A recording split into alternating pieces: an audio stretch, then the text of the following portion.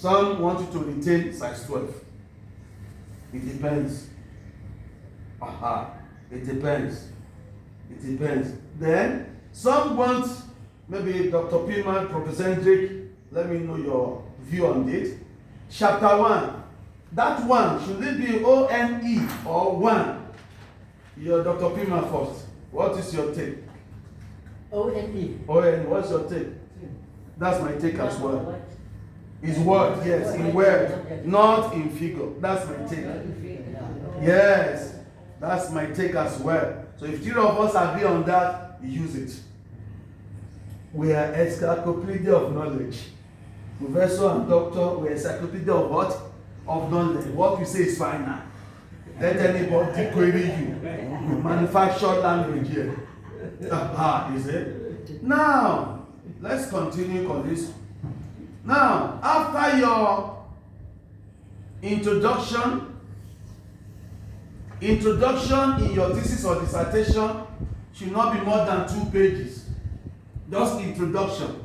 Don't give us history. Don't let it be overlapping. It's called introduction. At least you are telling your reader what they should expect to read in the body. So, don't be, maximum 2 pages.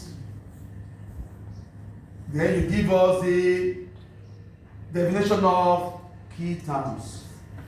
Definition of key terms, operationally and conceptual definition.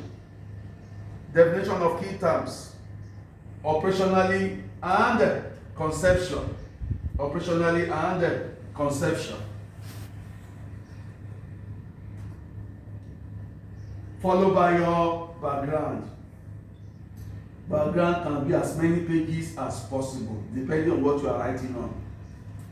In your background, you use funnel approach. Funnel what? Approach. Internationally, nationally, locally, and where you take your sample, you use it. And you use the same thing when you are doing literature review, please. After your background lead to statement of the problem. But in your background, where you pick your sample is the last paragraph in your background. You narrow it down to where you pick your sample, contextualize it. Maybe it's in Tanzania, maybe it's in Buffalo, maybe it's in Luxeke. Then before you link us to your statement of the problem. Statement of what? Of the problem. Which is the summary. Statement of the problem is the summary of the background by substantiating it with what? Evidence. By substantiating it with what? With evidence. Now,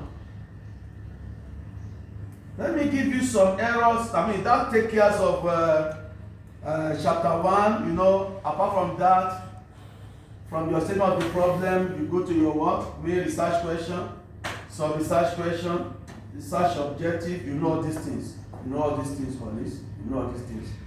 So, you go to those ones. Now, let me give you some errors you are making here. Colleagues, error number 1, you are making under chapter 1. Because chapter 1 represents error number 1 people are making here is that, before you conclude your chapter 1, you always give us a summary of what